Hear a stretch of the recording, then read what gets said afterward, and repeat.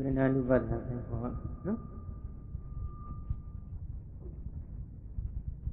လက္ခမတိတဝေဒနာနဲ့သာမိတဝေဒနာနိဒာမိတဝေဒနာသာမိတဝေဒနာစရကအာယုံ၅ပါးကာမဂုဏ်တရားတွေနဲ့ဆက်စပ်နေတဲ့ဝေဒနာနိဒာမိတဝေဒနာစရကအာယုံ၅ပါးကာမဂုဏ်တရားတွေနဲ့မဆက်စပ်ပဲလက္ခမနဲ့ဆက်စပ်နေတဲ့လက္ခမတတ်တွေနဲ့ဆက်စပ်နေတဲ့ဝေဒနာဖြစ်ကြောင်းများကအစာပဲပြောခဲ့နော်လက္ခမတတ်တွေနဲ့ဆက်စပ်နေတဲ့ဝေဒနာစရကပပိစ္ဆနံပါတ်1ယဟန်ပြုဝရဉာဏ်စိတ်ကုသိမှစ၍ယဟန်ပြုသည့်တိုင်အောင်သတုပါရိသုတ်တိသီလရေးဖြစ်ခြင်းတိုင်အောင်ဖြစ်ပေါ်နေတဲ့ဉာဏ်ဖြစ်ပေါ်နေတဲ့ခံစားချက်တွေကိုလက္ခမတိတဝေဒနာလို့ခေါ်ပါတယ်။ဘာဖြစ်လို့လဲ။ယဟန်ပြုခြင်းဒီအေယတိထောင်လူပေါင်းမှာရှောင်ခွာထွက်မြောက်ခြင်းရဲ့အကြောင်းတစ်ခုရှိလို့သူ့ကိုလည်းလက္ခမလို့ခေါ်တယ်နော်။နောက်ပပိစ္ဆာပြီးတော့ပထမဇဏဇန်တရားတွေဝိတ္တမှာကတော့ပထမဇန်မှာဝိတ္တသရုပ်ကနိယပထမဇန်မှာဝိတ္တကပါဏီလို့ပထမဇန်နဲ့ရှင်တွဲနေတဲ့ဝိတ္တကိုတော့လက္ခမတိတသင်္ကပ္ပဆိုပြီးခေါ်ထားတယ်ဒီမှာတော့ဝေဒနာပိုင်းဖြစ်ပါတယ်နော်ဒါကြောင့်ပထမဇန်စတဲ့ဇန်နေနဲ့ရှင်တွဲနေတဲ့ဝေဒနာတွေကိုလည်းဇန်နေနဲ့ရှင်တွဲနေတဲ့ဝေဒနာတွေဟာဒုက္ခဝေဒနာနဲ့သောမနတဝေဒနာတွေဖြစ်ကြပါတယ်နော်အခါတရံဒီဇန်နေလျော့ကြတာကိုအကြောင်းပြုပြီးတော့လေဒေါမနတဝေဒနာလေးတွေဖြစ်တတ်တယ်ဒါမျိုးကိုလည်းလက္ခမတိတဝေဒနာလို့ခေါ်ပါတယ်နော်အဲ့ဒီဇန်နေနဲ့ရှင်တွဲနေတဲ့ဝေဒနာဇန်နေကိုအကြောင်းပြုပြီးဖြစ်ပေါ်နေတဲ့ဝေဒနာတွေဟာလည်းကာမဂုဏ်မှဆွဲမြောက်ခြင်းအကြောင်းဖြစ်လို့သူတို့ကိုလည်းနိက္ခမလို့ခေါ်တယ်။နိဗ္ဗာန်ကိုအာယုံယူနေတဲ့မဉ္ဇဉ်ပညာနဲ့ရှင်တွဲနေတဲ့ဝေဒနာတွေလည်းနိက္ခမဝေဒနာပဲ။ဘာဖြစ်လို့လဲ။သန္တရာဝဆင်းဒုက္ခမှဆွဲမြောက်ခြင်းအကြောင်းဖြစ်တယ်နော်။ဝိပဿနာဉာဏ်နဲ့ရှင်တွဲနေတဲ့ဝေဒနာတွေဟာလည်းလက္ခမတိတဝေဒနာလို့ခေါ်ပါတယ်။ဘာဖြစ်လို့လဲဒီသင်္ခါအဖြစ်ကိလေသာတို့မှာဆွမြောက်ခြင်းအကြောင်းဖြစ်ဝိပဿနာဉာဏ်နဲ့ကကိလေသာတွေကိုဒီသင်္ခါအဖြစ်ပယ်တတ်နိုင်တဲ့စွမ်းအားရှိတယ်။ဒါကြောင့်ဒီသင်္ခါအဖြစ်ကိလေသာတို့မှာဆွမြောက်ခြင်းအကြောင်းဖြစ်လို့လက္ခမတိတဝေဒနာလို့ဝိပဿနာဉာဏ်နဲ့ရှင်တွဲနေတဲ့ဝေဒနာတွေကိုလည်းခေါ်နိုင်တယ်။နောက်တစ်ခုကတော့သဗ္ဗေပိကုသလဓမ္မကုသိုလ်တရားအလုံးနဲ့ကျင့်တွဲနေတဲ့ဝေဒနာမှန်လို့ကိုလည်းနိက္ခမတိတဝေဒနာလို့ခေါ်နိုင်တယ်။ဘာကြောင့်လဲ။အကုသိုလ်တရားတွေမှာဆွမြောက်ခြင်းအကြောင်းဖြစ်နေလို့ဒါကြောင့်သာမိတဝေဒနာပဲဖြစ်ဖြစ်နိဒာမိတဝေဒနာပဲဖြစ်ဖြစ်ဘယ်ဝေဒနာပဲဖြစ်ဖြစ်ဝေဒနာကိုခံစားရင်ခံစားတယ်လို့ကိုယ်ပဲပြောပြသိနေပါဆိုပြီးတော့မြတ်စွာဘုရားကဝေဒနာ၉မျိုးညွှန်ကြားထားတယ်နော်။ဘယ်ပုံဘယ်ပန်းဘယ်နည်းလမ်းအဖြစ်သိတာလေသိပုံနဲ့ပတ်သက်ပြီးသက္ကရာကရှင်းပြထားတယ်အဲ့ဒီရှင်းလင်းချက်ကိုမူလဗန္ဒတသက္ကရာပထမရွက်စာမျက်နှာ289 280မှာပါပါတယ်280စသည်တို့ပါပါတယ်နော်အဲကြောင့်ဒီဝေဒနာနဲ့ပတ်သက်လို့ဘယ်လိုကွဲပြားခြားခြားနာနာသိတာမျိုးကိုမြတ်စွာဘုရားဆိုလိုတယ်ဆိုတာကိုသက္ကရာတို့ဤကားတို့ကိုလမ်းမြောက်ပြီးကြည့်ရပါတယ်နော်သာသနာတော်မှာပေရန်ကြီး၃ခုရှိပါတယ်နံပါတ်1ကပါဠိတော်ပေရန်တနည်းအားဖြင့်ကြောက်စာရင်းနော်နံပါတ်2ကအထက်ကနံပါတ်3ကဒီကံများဖြစ်ပါတယ်ဒါအလေးကရုပြုရမယ်ကြောက်တိတန်တို့အလေးကရုပြုရမယ်ပေရန်ကြီး3ခုနော်ဒီပေရန်လေးနဲ့လုပ်ငန်းခွင်တိုင်းတိုင်းကြားရမှာပဲဒီပေရန်ကြီးတွေကနိဗ္ဗာန်ကိုသွားရလမ်းကိုညွှန်ကြားပြတတ်နေတဲ့လမ်းညွှန်ဖြစ်ကြပါတယ်နော်အဲ့ဒီညွှန်ကြားချက်တွေကဘာပြောတယ်လဲသက္ကရာကရှင်းထားတယ်ဘုရားကပါဠိတော်ကိုပြောပြီးနော်ပါဠိတော်ပြောပြီးတဲ့အချိန်ခါမှာအထက်ကရကဘယ်လိုရှင်းထားလဲယထကာမဥဒ္ဒနာတိယကပိဒါရကပညာပိဝနာတိကာလေဒုက္ခဝေရိယမာနဒုက္ခဝေရိယမာတိပသနန္တိဘယ်လဲဣတ္တစကလေးသူငယ်တွေတို့မှလဲမိခင်ရဲ့တို့ကိုဆိုတဲ့အချိန်ခါစသည်တို့မှာချမ်းသာတဲ့ဝေဒနာကိုခံစားရင်ချမ်းသာတဲ့ဝေဒနာကိုခံစားနေတယ်လို့သိကြပါရဲ့နပဏိတံဧဝရူပံဇာနနံတန္တာယဝုတ်တံဒီလိုတိနိမျိုးကိုရည်ရွယ်တော်မူပြီးတော့မြတ်စွာဘုရားဟောကြားတော်မူခြင်းမဟုတ်ပါဘူးဧဝရူပံဇာနနံဟိတတုပါဠဒိဋ္ဌသဟတိဒီလိုပက်လက်ဣဒ္ဒစကလေးသူငယ်တွေရဲ့ချမ်းသာရင်ချမ်းသာတယ်ဆင်းရဲရင်ဆင်းရဲတယ်လို့သိနေတဲ့ဒီတိနိမျိုးသည်သဘာဝဟူသောယူအစကိုပယ်စွန့်နိုင်တဲ့စွမ်းအားမရှိဘူးတတ္တတင်ညာနာဥက္ကာဒေတိအသက်ကောင်လိပ်ပြန်ကောင်ဝိညာဉ်ကောင်အတ္တကောင်ဆိုတာရှိတယ်ယောက်ျားမိန်းမပုဂ္ဂိုလ်တ attva ဆိုတာရှိတယ်လို့အမှန်မှန်နေတဲ့တတ္တတင်ညာပယ်ခွာနိုင်တဲ့စွမ်းအားမရှိဘူး Kamathana Vatri Patana Bhavana Vana Hodi Kamathan Masipavu Tati Patana Bhavana Masipu Ikle Dungari no Imada Bana Bikuno Zananda Duba Ladim Zahedi Lada Denya Ogade Kamatana Sivatri Prana Sapa Tati Patana Bhavana Sa Hodi Imada Bana Bikuno Yogi Hando Ika Zanana Dijin Taduba Ladim Tadua Hudo Yusa Gozahedi Beso Nai Ada dinya, ada kau lihat kau punya kau ada kau si ibu jalan yogi ne dek tada dinya kau oga dedi berkuatan ini. Kemudian ini sewa wibadana bhavana kemudian dili hodi fi, jadi bertanda bhavana sah, jadi bertanda bhavana dili hodi fi bei. Yogi hendak ini ka, rawahu dendere, rawalus, yusa ada, yusa boleh besok saja soal. Ada kali jangan wujudkan ada kau sensasi pada lu, soalnya yogi ni de ada dengar gula berkuat naik de soal, sih. Wibadana bhavana kemudian lepit. Tadi berhana bhavana lepit pada. Tapi dia hendak ini tak perlu ini le. Tidak ni kau wedaya di kata wedana, kerana wedana di iwan tambah zanana wedi yang tanda ya udam. Kau wedaya di, betul kansa dene. Kata wedana betul ye kansa jine. Kerana wedana betul dia jauh kansa pun wedana pun boleh dene. Subiro. Adi lo kau biar subiro kansa ni dek kansa pun yogo tali yuero mubi biasa biasa fajar mungkin sih. Kejabi betul kau kansa dene. Betul kansa dene. Tata kau wedaya di dina kau si tadawa boglowa wedaya di. Pokok tadawa di zon dia kansa ni dah, hoku. Tapi kata wedana di nak kata si tadawa boglada wedana. Betul ya wedana le lumi. Pokok tadawa di zon dia ya wedana le, hoku. Betul mak kansa ni dah le hoku. Betul ya kansa hu ma le, hoku. Pokok tadawa di zon tu ya kansa hu le, hoku babu. Jadi. Pokok tadawa le kansa ram hoku, pokok tadawa di zon tu ye kansa mu le hoku soye. Di wedana di, belu ajau dia jauh sebab layak le lu bisa mesti lah. Saja kini kerana wedana di wudu aramana wabana tak wedana. Belu ajau dia jauh di wedana pun sebab layak balik lu ni. Wedana ye dia wudu lu khusus ada ayam di wudu ajau dia jauh dahli di wedana sebab layak ni. Wedana ye dia ayam dia ko ajau piu biro kansa mu bolaya. Kansa dia ayam si lu kansa mu bolare lu selalu ini, no? Dahli macam. Belu le, jadama ida yang bahasa di, jadam di yogi yang hendak belu di le.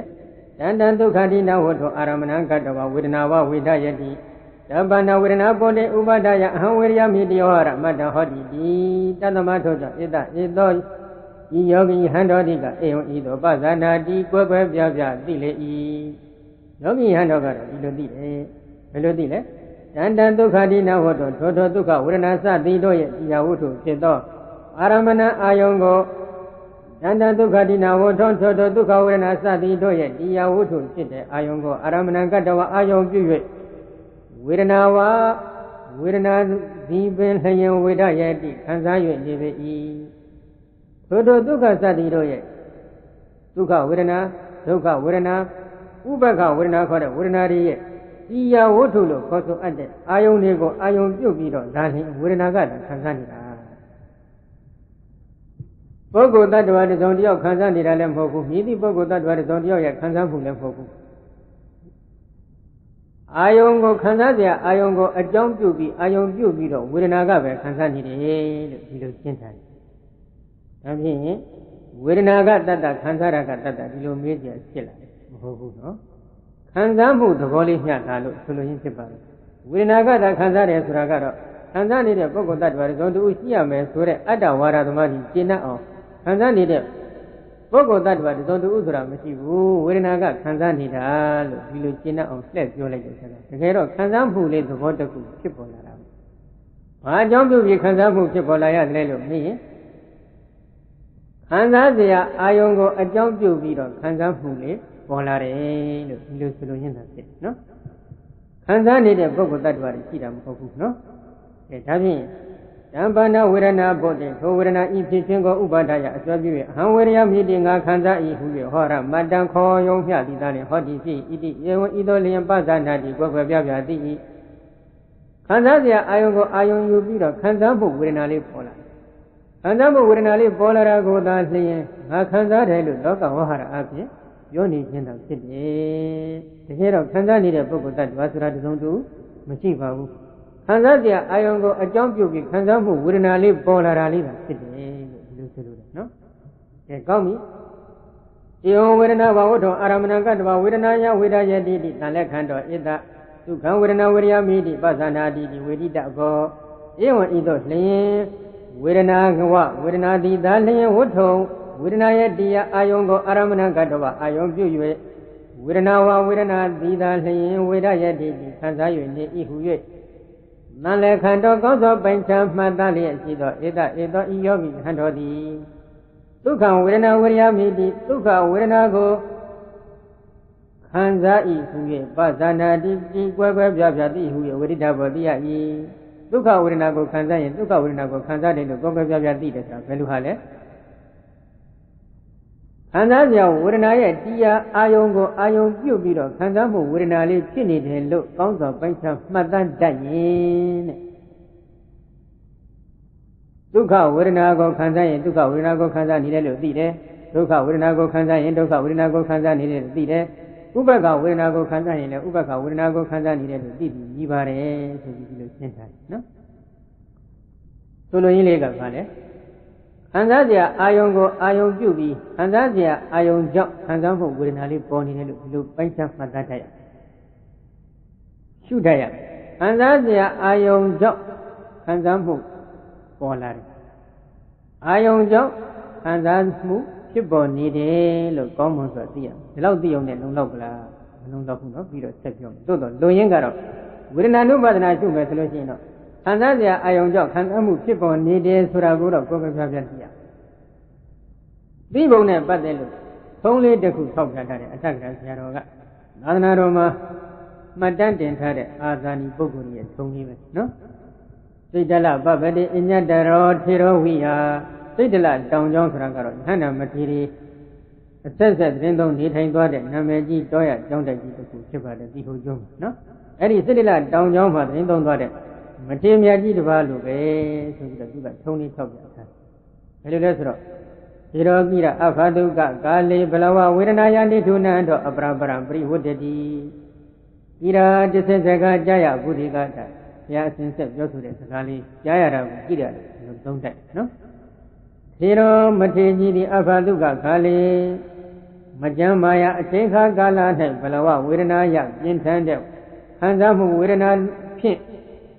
ဘလဝဝေဒနာယပြင်းထန်တဲ့ခံစားမှုဝေဒနာကြောင့်နေထုနံတော်ညီးတွားလျက်အပရပရံထုံမဤမှာပြိဝတ္တတိလှိမ့်၍နေ၏တပြောင်းပြန်ပြန်လှိမ့်ဟိုဘက်လှိမ့်လိုက်ဒီဘက်လှိမ့်လိုက်ဖြစ်နေမကြမ်းမာတဲ့အချိန်ကမှဝေဒနာကသိပြီးပြင်းထန်လာတယ်ပြင်းထန်လာတဲ့ဝေဒနာကြောင့်ညီးတွားနေရတယ်ညီးတွားပြီးတော့ဟိုဘက်လှိမ့်လိုက်ဒီဘက်လှိမ့်လိုက်ဖြစ်နေတမေကောတဟရောအာဟကတရံဟောဗန္တိဌာနံရုဇတိတိ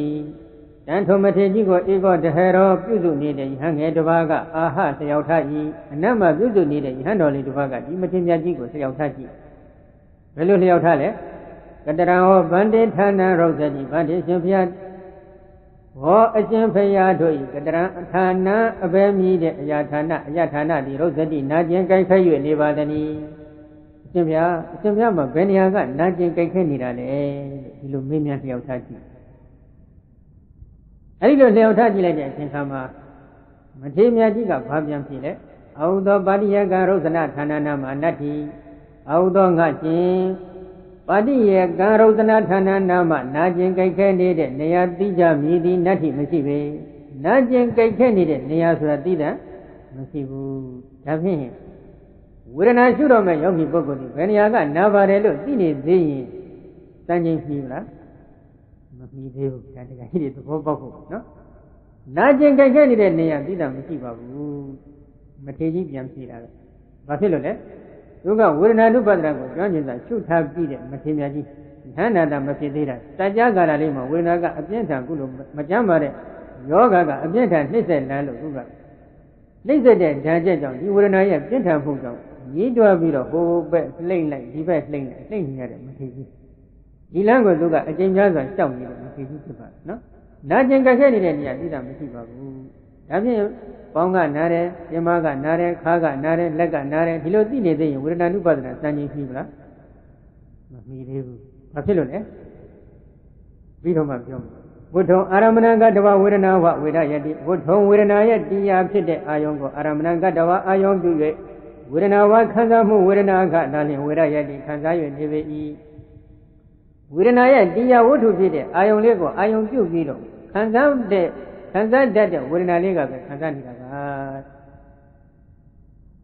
ခံစားเสียအာယုံကိုအကြောင်းပြုပြီးခံစားမှုလေးပေါ်နေတာပဲနာကျင်ကြိုက်ခဲနေတဲ့နေရာသိတာမရှိဘူးဟုတ်ပလားနာကျင်ကြိုက်ခဲနေတဲ့နေရာသိတာမရှိတာကဘယ်လိုအကြောင်းကြောင့်မရှိတာဟိုနောက်ပိုင်းမှာဖွင့်ထားပါလေဝေဒနာရှုတော့မဲ့ပုဂ္ဂိုလ်ကြီးယောဂမထံကိုရှုပွားထားပြီးဖြစ်ရစီကံတတ်မှတ်ထားယောဂမထံကိုရှုထားပြီးတဲ့ယောဂီပုဂ္ဂိုလ်တွေကဒီကုလုံးကဖတ်ပြီးဒါလေးပါဆိုင်လို့ယုတ်ကလအမှုန်ကြီးအလုံးဖြစ်သွားပြီနော်သောတာနဲ့42ခုတ္တရှိတဲ့ယုတ်တိဓာတ်ခွဲနိုင်ပြီဆိုလို့ရှိရင်လက်တို့ချီတို့ခေါင်းတို့ကိုယ်တို့တင်မတို့ဆိုတာရှိသေးလားရှိသေးလားတတ္တတင်ညာကွာမနေဘူးလားကွာနေတယ်တင်မကနာပါတယ်ခေါင်းကနာပါတယ်ပေါင်ကနာပါတယ်ဆိုပြီးညွှန်ပြပွဲနေရာရှိနေသေးလားမရှိတော့ဘူးယုတ်ကမထံကိုသူကပိုင်ပိုင်နေနေရှုထားပြီးတဲ့ပုဂ္ဂိုလ်ကနာကမထံပြောင်းရမယ်ဆိုတဲ့စီကံတတ်မှတ်ချက်ရှိအဲ့ဒီစီကံတတ်မှတ်ချက်အတိုင်းဒီမရေကြီးကဒီကိုယ်လုံးမှာဖမ်းပြီးဒါလေးပါဆက်လိုက်တော့ယုတ်ကလအမှုန်တွေအလုံးဖြစ်လို့6ဌာန42ခုတ္တရှိတဲ့ယုတ်တွေယုတ်အစိယုတ်တွေအကုန်လုံးသူကဓာတ်ခွဲလို့ပရမတ်နယ်ကိုစိုက်နေတဲ့မထေကြီးနော်ပရမတ်နယ်စိုက်နေတဲ့မထေကြီးကလက်တွေကြည်တွေခေါင်းတွေကိုယ်တွေဆိုတာကြောက်ခွေးလို့တွေ့သေးလားမတွေ့တော့ဘူးယုတ်တရားအစုပ်ပုံနံတရားအစုပ်ပုံပဲသူကတွေ့နေယုတ်တရားအစုပ်ပုံသာတွေ့နေတော့အဲ့ဒီယုတ်တရားအစုပ်ပုံပရမတ်နယ်ကသူကပြောနေတယ်နော်ယုတ်တရားအစုပ်ပုံသာတွေ့နေတော့အဲ့ဒီယုတ်တရားဒီဟူသောဖောက်ပြန်တတ်တဲ့ယုတ်တရားကိုအာယုံယူပြီးတော့ခံစားမှုလေးပေါ်နေတာလို့သူကဒီလိုပြောက်ထားတယ်။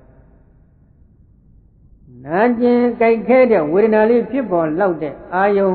ယုတ်တရားတွေဒီယုတ်တရားတွေကိုအာယုံယူပြီးတော့ခံစားမှုလေးပေါ်နေတယ်။ခံစားတတ်တဲ့ဝေဒနာလေးကခံစားနေတယ်လို့သူကဒီလိုပြန်ပြီးအဖြေပေးလိုက်။အဲဒီလိုအဖြေပေးလိုက်တဲ့အချိန်ခါမှာခုနကအနမ်းမှာပြုစုစောင့်ရှောက်နေတဲ့ယဟန်တော်ကြီးကဘာပြန်လျှောက်ထားလဲဧဝံသန္နနာကာလတောပဋ္ဌာယအဓိဝသေတုံဝတ္တိနောဗန္တိရှင်ဘုရားဧဝံဤသို့ဇာနနာကာလတောသိယအချိန်ကာလမှပဋ္ဌာယစ၍အဓိဝသေတုံသိခံခြင်းခဝတ္တိနောတင့်လျောက်ပါသည်မဟုတ်ပါလားဗျာအရှင်ဘုရားဒီလိုသိတဲ့အချိန်ကနေစပြီးတော့အရှင်ဘုရားသိခံတဲ့မဟုတ်ဘူးလားဘာဖြစ်လို့ညှိတွားနေရတယ်ဟုတ်ကဲ့ဒီလိုအပြစ်တင်ခြင်းပြောတော့မလွယ်ဘူးလားပြောတော့မလွယ်ဘူးလားဘယ်တော့သူကဘာမှမဖြစ်တော့ဘယ်ကရက်ကြည့်ဘုမတကယ်ခံရဟုတ်တယ်မလားသိခံနေတယ်မဟုတ်ဘူးလားလို့မထေကြီးကိုတရားထားလိုက်တော့မထေကြီးကဘာပြန်ပြီးအမေးရှိတယ်ဒီကောင်ရှုပ်တဲ့ကောင်ပဲဆိုရင်တော့မခက်ဘူးလားသူတော်ကောင်းများဒီသိတာမရှိပါဘူးမိမိကိုလာပြီးပြောဆိုဆုံးမှရင်ကျေအိုးကြီးလာပြီးပေးတယ်လို့ဘောပေါက်ကြနော်ဒီတော့မထေမြတ်ကြီးကဘာပြန်လျှောက်ထားတယ်အတိဝါဒေမိအာဟုသောတိအာဟုသောငါချင်းအတိဝါဒေမိငါတိခံပါအံငါသိခံပါမယ်ပြန်ပြီးဖျောက်ထားဒီဝါဒနာဗန္တိတရားသူကမကျေနပ်သေးဘူးနောက်ဆက်ဖျောက်ထားသေးတယ်ကိုတော်လေးကဗန္တိရှင်ဘုရားအဒီဝါဒနာသိခံခြင်းဒီကတရားမြင့်မြတ်လှပါ၏ဟောသိခံတယ်ဆိုတဲ့လုပ်ငန်းရသည်အမတန်မြင့်မြတ်တဲ့လုပ်ငန်းရဖြစ်ပါတယ်ဆိုပြီးတော့သူကပြန်ဖျောက်ထားလိုက်ခြေတော်အဒီဝါဒေတိခြေတော်မထေရှင်သည်အဒီဝါဒေတိဝေဒနာကိုသိခံ၍နေလေ၏ဆင်းရဲတဲ့ဒုက္ခဝေဒနာကိုအပြည့်အထန်သိခံရနော်တတောဝါတောယာဝဟရယဖာလေသည်သောထိုအခါ၌ဝါတောလေသည်ယာဝဟရယနှလုံးသားတိုင်အောင်ဖာလေသည်ဖောက်ခွဲ၍ထွက်သွားလေ၏နှလုံးသားတိုင်အောင်လေကနေပြီးတော့ဖောက်ခွဲပြီးထွက်သွားလိုက်ထွက်တော့ဘာဖြစ်လဲမင်းစကေအန္တာနိရာတိကတာနိအဟေသောမင်းစကေညောင်သောငယ်ထဲ၌အန္တာနိဥဒိုတိရာတိကတာနိအစုလိုက်အပုံလိုက်တို့သည်အဟေသောဖြစ်ပေါ်၍နေကြလေကုန်၏နှလုံးသားတိုင်အောင်အတွင်းကလေတွေကဖောက်ခွဲပြီးထွက်လိုက်တော့မြင်ပါကြီးပွင့်ထွက်ပြီးဥရေဟာညောင်သောပုံမှာအပုံလိုက်ကြီးဖြစ်သွားပြီနော်ဘလောက်ပြင်းထန်တဲ့ဝေဒနာဆိုတာရှိပြီဒီဝေဒနာကြောင့်ဟိုဘက်လှိမ့်ဒီဘက်လှိမ့်လှိမ့်ကြတယ်ကိုအရှင်ဘုရားသိခံပါဆိုပြီးသူကဘေးကရက်ကြောက်တယ်ဟောလည်းသိခံတယ်မြင့်မြတ်ပါတယ်ဆိုပြီးဆက်လျှောက်တော့သိခံပါမယ်ဆိုပြီးဝန်ခံလိုက်တော့သိခံလိုက်သိခံတဲ့အချိန်ခါမှာဒီလေကနေပြီးတော့နှလုံးအိမ်တိုင်းအောင်နှလုံးသားအထိနှလုံးအိမ်တော့ပါမသွားဘူးရင်ပါကြီးပွင့်ထက်အောင်ခွဲထုတ်ပလိုက်ဦးရေဟာညောင်သောငယ်အတက်မှာအစုလိုက်အကုန်လိုက် ဖြစ်သွားပြီအဲ့ဒီလိုဖြစ်တဲ့အချိန်ခါကျတော့မှသေရောဒဟရတဓာတိတိဝတ္တရာဟုသောဣတကအဓိဝါဒနာတိသေရောမထေကြည်တိဒဟရတဟံငယ်အဓာတိတိပြပေ၏ညွန်ပြလိုက်ဘယ်လိုပြလဲအာဟုသောငါရှင်ဣတကအဓိဝါဒနာဤမြတ်လောက်သိခံခြင်းဒီကဝတ္တတိတင်တင်လျောက်ပါပြီလောလောက်သိခံတယ်ဆိုလို့ရှိရင်တင့်တော်ဗလားမထေကြီးကယဟန်ငယ်လေးကိုမေးလိုက်တဲ့အခါကျတော့ဒီယဟန်ငယ်လေးကဘာလျောက်ထားလဲယဟရောတုန်ဤဟောတိတေရောယဟန်ငယ်တိတုန်ဤစကားမပြောစိတ်စိတ်နေသည်ဟောတိဖြစ်လေပြီအတင်သွားပြီမပြောရတော့ဟုတ်တယ်မလားဘလောက်ပြင်းထန်တဲ့ဝေဒနာဆိုတာသူသဘောမပေါက်ဘူးကပြောနေနော်သေရောဝရိယသမတံယောစေတဝသဟပရိတံပိတံယရဟတံဘာဝုန်ိတဝသမတိတိဟုတ်တဝပရိနိဗ္ဗာယိသေရောမထေကြည်သည်ဝရိယသမတံဝရိယနှင့်သမာဓိညီမြမှုကိုယောစေတဝကြိုးစားအထုတ်၍သဟပရိတံပိတိပရိတံပိတာဟိပရိတံပိတာလေးပါတို့နှင့်အတူတကောအရဟတဖောသောဘာဝုန်ိတဝရောက်ရှိ၍သမတိတိဟန္တာတိဟုတ်တဝဖြစ်၍ပရိနိဗ္ဗာယိပရိနိဗ္ဗာန်ဝင်စံယုတ်သိထုံချင်းတော်မူခဲ့လေပြီပထမကဝေဒနာကသိပြင်းထန်နေတဲ့အခါကျတော့ဝေဒနာကသိပြင်းထန်နေတဲ့အချိန်ခါကျတော့မထေကြီးကဝရိယနဲ့သမာဓိကိုမျှအောင်ကြိုးစားလို့မရဘူးအပြင်းထန်ဝရိယကိုကြိုးစားနေရဘာဖြစ်လို့လဲဒီမှာညီးတွားနေတဲ့ဆိုတာကဘလဝတောဝေဒနာဝေကတနိရောဓနိအာတိနွန်ဒိဋ္ဌဝါတတအဝဒရဒါနဝတိနာဒိဋ္ဌုနန္တောပြင်းထန်တဲ့ဝေဒနာအဟုန်ကသိပြီးဝေဒနာအဟုန်ကသိပြင်းထန်တယ်ပြင်းထန်တဲ့ဒီအဝေဒနာအဟုန်တွေကတစ်ခုပြီးတစ်ခုထုတ်ပြနေတာသူကလှမ်းကြည့်မြင်နေတယ်အဲ့ဒီထုတ်ပြနေတဲ့အချိန်ကထုတ်ပြနေတဲ့အပြစ်ကိုသူကကြည့်ပြီးတော့ဒီဝေဒနာရဲ့အဝဒရဒါနဝေဒနာဖြစ်ခွင့်ကိုပေးတဲ့အစွမ်းဖြင့်နိဋ္ဌိနံတော့ညီးတွားနေတာမခံနိုင်လို့သူကညီးတွားနေတာတော့မဟုတ်ဘူးဒီဝေဒနာလေးကဖြစ်ပြီးပြတ်သွားပြန်နောက်ထပ်ဖြစ်ပြန်ဖြစ်ပြီးရင်ပြတ်သွားပြန်အဲ့ဒီလိုဖြစ်နေတဲ့သဘောကိုသူကဖြစ်ခွင့်ပေးတဲ့အနေနဲ့ညီးတွားပြီးတော့သူကအသားလေးစောင့်ကြည့်နော်စောင့်ကြည့်နေတဲ့အချိန်ကကြတော့သူကဒီလိုစောင့်ကြည့်တာကဝရိယကတိတ်အပြင်းထန်ကြိုးစားနေရတယ်ဒီဝေဒနာကိုကြည့်မိပြီးအမတန်သိခံရတော့ဝရိယကလွန်နေတဲ့သမာဓိကတိတ်မဖြစ်ဘူးသမာဓိတိတ်မဖြစ်တဲ့အတွက်ယထာဘုဒ္ဓဉာဏ်လို့ခေါ်တဲ့ဝိပဿနာဉာဏ်တွေကတိတ်ပြီးရင့်ကျက်ပြီးမလာနိုင်တဲ့အချိန်ကကြတော့ခဏက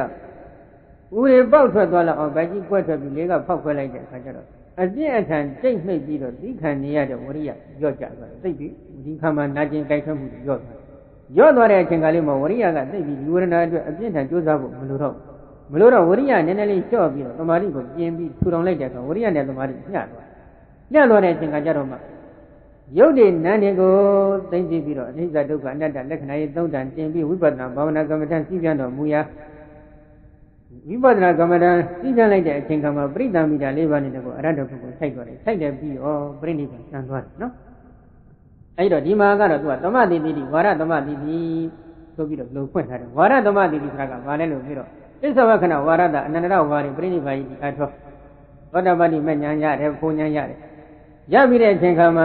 ဘက်ကိုဆင်ញင်တဲ့ဖိုးကိုဆင်ញင်တဲ့နိဗ္ဗာန်ကိုဆင်ញင်တဲ့ပဲပြီးတဲ့ကိလေသာကိုဆင်ញင်တဲ့မပဲသေးတဲ့ကိလေသာကိုဆင်ញင်တဲ့ဆိုသစ္စာဝခဏဇောဝိတိ၅ခုအဂါတဂါမိမညာဘုံညာရပြီးတဲ့အခါပစ္ဆဝကနာဇောဝိတိ၅ခုအနာဂါမိမညာဘုံညာရတဲ့အခါမှာလည်းပစ္ဆဝကနာဇောဝိတိ၅ခုပေါင်းလိုက်တော့၅ခုရှိအရဟတမညာဘုံညာရပြီးတဲ့အချိန်ခါကျတော့မညာကိုဆင်ញင်တဲ့ဘုံညာကိုဆင်ញင်တဲ့နိဗ္ဗာန်ကိုဆင်ញင်တဲ့ပယ်ပြီးတဲ့ကိလေသာတွေကိုဆင်ញင်တယ်ဆိုတဲ့ပစ္ဆဝကနာဇောဝိတိ၄ချိန်ကြတယ်အဲ့ဒီ၄ချိန်လည်းပြီးတာနဲ့ပြိဋိဘံဆံသွားတယ်လို့ဒီလိုဆိုလိုပါတယ်နော်ဒါကြောင့်အဲ့ဒီလိုဟန္တာမျိုးကိုသမတိတိဟန္တာဆိုတစ်မျိုးဆိုပြီးတော့ဒီမှာသုံးထားတယ်ဝါရသမတိတိဟန္တာဆိုပြီးသုံးတယ်သစ္စာဝကနာဝါရရဲ့နောက်ဆုံးကပြိဋိဘံဆံသွားတယ်ဒီတော့ဒီမထေကြီးရဲ့ဝေဒနာနုပါဒနာရှုပွားကံကိုလှမ်းကြည့်မယ်ဆိုလို့ရှိရင်ဝေဒနာရှုတော့မဲ့ယောဂီပုဂ္ဂိုလ်ဒီဘယ်နေရာကနာနေပါတယ်လို့သိနေသေးစံချိန်ပြီးဗလားမမီသေးဘူးနော်ကဲဒါဖြင့်ယထာသဒုက္ခဧဝံဒုက္ခံနိရာမိတအဒုက္ခမတုခဝေဒနာဝိရိယမန္တနိရာမိတအဒုက္ခမတုခဝေဒနာဝိရိယမိတိပဇာနာတိစသည်ဖြင့်ဒုက္ခဝေဒနာဒုက္ခဝေဒနာဥပ္ပခဝေဒနာသာမိတနိရာမိတသာမိတဒုက္ခဒုက္ခဥပ္ပခနိရာမိတဒုက္ခဒုက္ခဥပ္ပခအလုံးပုံစံတူမှတ်ပါဆိုပြီးဝေဒနာတွေကိုအလုံး၉မျိုးဟောထားတာကိုပုံစံတူပြောပြပြီးတော့ဒီဝေဒနာ၉မျိုးရှုတော့မဲ့ယောဂီပုဂ္ဂိုလ်ဒီဘယ်နေရာကခံစားနေပါတယ်ခံစားမှုတွေကဘယ်မှာဖြစ်နေပါတယ်ဆိုပြီးနေရာကိုသိနေသေးပေါ့ဘယ်နေရာမှာဒုက္ခဝေဒနာဖြစ်နေတယ်ဘယ်နေရာကဒုက္ခဝေဒနာဖြစ်နေတဲ့စသဖြင့်နေရာကိုသိနေသေးတယ်ဆိုရင်တော့နေရာဆိုတာကတော့သမုဒိသစ္စာနယ်ကနေရာကိုပြောတာပေါ့နော်လက်မှာဖြစ်နေတယ်ခေါင်းမှာဖြစ်နေတယ်ခြေထောက်မှာဖြစ်နေတယ်တင်မမှာဖြစ်နေတယ်လို့သိနေတယ်ဆိုရင်တော့တန်ချင်းမပြီးသေးဘူး ဒါဖြင့်စံချင်းမိအောင်ဘယ်လိုလုပ်ရမလဲကျုပ်ပါဖို့ရည်စနစ်ကလေးကိုဒီမှာဝေဒနာနုပါဒနာဘိုင်းကနေပြီးတော့ဝေဒနာကိုရှုတော်မဲ့ယောဂီပုဂ္ဂိုလ်ဒီအရဟတဖို့ပေါ့ဘယ်ပုံဘယ်ပန်းဘယ်နိနာအဖြစ်ကျုပ်ပါသုံးထားရမယ်ဆိုတာကိုမူလဗန္ဒတာအတ္တကရာစာမျက်နှာ280 281မှာဆက်လက်ပြီးဖွင့်ဆိုထားတယ်အဲ့ဒီဖွင့်ဆိုတဲ့အပိုင်းလေးကိုနည်းနည်းပြောကြရအောင်နော်ဣတိဘဂဝါရူပကမ္မထာနံကတိတဝါအရူပကမ္မထာနံကတိတောဝေဒနာဝတ္တေနကတိတိဣတိဤသို့လည်းဘဂဝါမြတ်စွာဘုရားသည်ရူပကမ္မထာနံယုတ်ကမ္မထာကိုကတိတဝါဟောကြားပြတတ်တော်မူပြီး၍အရူပကမ္မထာနံနကမ္မထာကိုကတိတောဟောကြားတော်မူကတိရှိသောဝေဒနာဝတ္တေနဝေဒနာဤအစွမ်းဖြင့်ကတိတိဟောကြားပြတတ်တတ်ပေ၏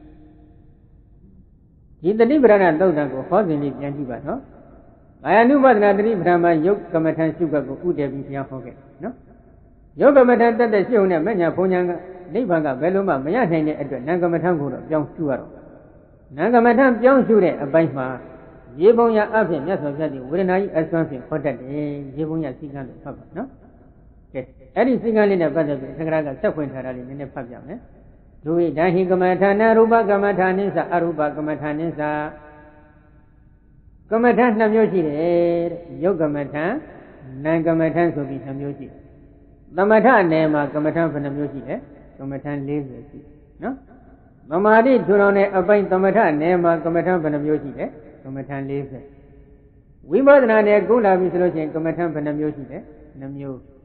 ယုတ်ကမ္မထာနာကမ္မထာ2မျိုးရှိအဲ့ဒါလေးခွဲခြားမှတ်ထားဖို့ဆိုတယ်နော်ရူပပရိငောအရူပပရိငောတိပိဣတိရေဝဝုသတိရူပပရိခယုတ်ကိုသိသိချင်းယုတ်ကိုဉာဏ်နဲ့ပိုင်းခြားယူခြင်းအရူပပရိခနာမ်ကိုသိသိချင်းနာမ်ကို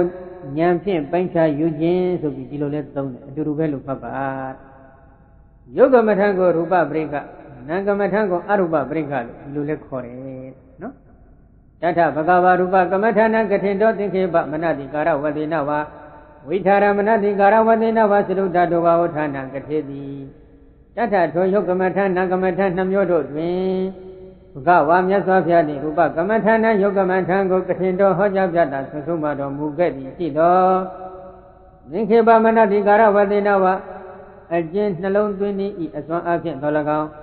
ဝိထာရမဏတိကာရဝတိနဝအကျဉ်နှလုံးသွင်း၏အစွမ်းအဖြင့်တော်၎င်းသတုဓာတုဝဝဌာနသတုဓာတုဝဝထံကမ္မထံဘိုဝါသတုဓာတုဝဝထံဟုခေါ်ဆိုအပ်တဲ့ဓကမ္မထံကိုဣတိဟောကြားပြတာဆိုဆုံးမှတော်မူမြဲဓမ္မတာဖြစ်ပေ၏ယုတ်ကမ္မထနံကမ္မထ2မျိုးရှိတဲ့အ낵ကယုတ်ကမ္မထကိုမြတ်စွာဘုရားဟောတော်မူရင်ယုတ်ကမ္မထရှုခွင့်နဲ့ပတ်သက်လို့သင်္ခေပမနတိကာရလို့ခေါ်ဆိုအပ်တဲ့ဓကမ္မထံကိုအကျဉ်နှလုံးသွင်း၏အစွမ်းဖြင့်တော်လဲဟောကြားတတ်ဝိထာရမနတိကာရလို့ခေါ်ဆိုအပ်တဲ့ဓကမ္မထံအကျဉ်ရှုပွားနှလုံးသွင်း၏အစွမ်းဖြင့်တော်လဲဟောကြားတတ်တယ်ဓကမ္မထံကိုသတုဓာတုဝဝထံဆိုပြီးဒီလိုလဲသုံးနော်သတုကလေဓာတုကဓဝဝဌာနကပိုင်းခြားမှတ်သားတာဓာကြီးလေးပါးကိုပိုင်းခြားမှတ်သားတတ်တဲ့ကမ္မထံအကျဉ်နည်းနဲ့လည်းပိုင်းခြားမှတ်သားလို့ရတယ်အကျဉ်နည်းနဲ့လည်းပိုင်းခြားမှတ်သားလို့ရတယ်အကျဉ်နည်းကတော့42ခုတတ်သူတတ်တဲ့ယောဂီတွေနားလည်တယ်နော်အကျဉ်နည်းကတော့ခန္ဓာကိုယ်ရဲ့အသားကြအယုတ်ကြရေကြအကြောကြညာဆက်ပြီးတော့ပထဝီဓာတ်ရှိတယ်အဘောဓာတ်ရှိတယ်တေဇောဓာတ်ရှိတယ်ဝါယောဓာတ်ရှိတယ်လို့သိအောင်ရှုရဒီတော့ယောဂမထံရှုခွင့်နဲ့ပတ်သက်လို့မြတ်စွာဘုရားကမ္မထံဘယ်နှမျိုးဟောလဲ2မျိုးဟောတယ်ဓကမ္မထံအကျဉ်နည်းဓကမ္မထံအကျဉ်နည်းအဲ့ဒီ2နည်းကလွဲ၍ကြံနည်းစနစ်အပြင်ယောဂမထံရှုခွင့်ဆိုတာရှိလားမရှိဘူးဒါလိုက်နိုင်ရမယ်စီကံဟုတ်တယ်မလားဒီတော့မိမိတို့ကယုတ်ကမ္မထံကိုရှုတော်မယ်ယုတ်တရားကိုရှုခြင်းနဲ့ဆိုလို့ရှိရင်ဘုရားရှင်ကယုတ်ကမ္မထံရှုခွင့်နဲ့ပတ်သက်လို့ဓကမ္မထံအကျဉ်နည်းဓကမ္မထံအကျဉ်နည်း2နည်းပဲဟောထားတာရှိတော့ဘုရားဟောတဲ့အတိုင်းကျင့်ကြည်ပြီးမိမိတို့အတွက်စိတ်မချရဘူးနော်ဘာစိတ်ချဟိုးရှင်းတော့ကသတင်းစာတွေမှာရှင်းကြော်ညာလေးတစ်ခုပါတယ်ဗာလဲရှင်းဝယ်ရင်ဒီစုစားမှာစိတ်ချရတယ်ဟုတ်ပလားခုလည်းဒီတိုင်းပဲဝိပဿနာဘာဝနာကမ္မထမ်းပဲဖြစ်ဖြစ်သမထဘာဝနာကမ္မထမ်းပဲဖြစ်ဖြစ်မိမိကပွားများအထုတ်တော့မယ်ဆိုရင်ဘုရားဟောအတိုင်းကျင့်ခြင်းဒီစိတ်မချရဘူးလားဘာအတွက်စိတ်ချရလဲနိဗ္ဗာန်ရာရေးအတွက်စိတ်ချရတယ်ဘုရားရှင်ကနိဗ္ဗာန်ကိုဒီလမ်းကသွားရမယ်လို့သူကညွှန်ကြားတတ်တဲ့ပုဂ္ဂိုလ်ဖြစ်မဂ္ဂင်ခါကြီးပဲနော်နိဗ္ဗာန်သွားတဲ့မဂ္ဂင်ရှင်ပါအကျင့်မြတ်လမ်းတရားတွေကိုသူကစနစ်တကျညွှန်ကြားပြတတ်တဲ့ပုဂ္ဂိုလ်ဖြစ်တော့သူညွှန်ကြားပြတတ်တဲ့လမ်းအတိုင်းမိမိတို့ကကြောက်ရင်သူပြောတဲ့နိဗ္ဗာန်မရောက်နိုင်ဘူးလားမရောက်နိုင်ပဲသူညွှန်ကြားတဲ့လမ်းအတိုင်းမသွားဘူး သွားခြင်းနဲ့လမ်းကနေသွားရင်တော့သူပြောတဲ့နိဗ္ဗာန်ရပါမလားမရနိုင်ဘူးအဲ့ဒါတော့သတိထားကြနော်ဒီတော့ယောဂမထရှုဖို့ဘုရားရှင်ဒီဘယ်နှမျိုးဟောလဲဓကမထအကျဉ်းရှုပွားနည်းဓကမထအကျယ်ရှုပွားနည်းဒီနှစ်နည်းဟောထားတယ်ဒီတော့ယုတ်တရားတွေကိုမိမိတို့ကရှုတော့မယ်ဆိုလို့ရှိရင်တော့အဲ့ဒီနှစ်နည်းအတိုင်းရှုပါအကျဉ်းရှုပွားပုံနည်းဓကမထအကျယ်ရှုပွားပုံနည်းနှစ်နည်းရှိတဲ့အ낵ကတနည်းနဲ့ရှုရင်လည်းနိဗ္ဗာန်ပေါက်တယ်နှစ်နည်းလုံးရှုရင်လည်းနိဗ္ဗာန်ပေါက်နိုင်တယ်နော်တို့ဗျာပိသဗ္ဗကာရတော်ဝိသုဒ္ဓိမေကေတတိတမေဝတို့ဓကမထအကျဉ်းနည်းရှုပွားပုံနည်းစနစ်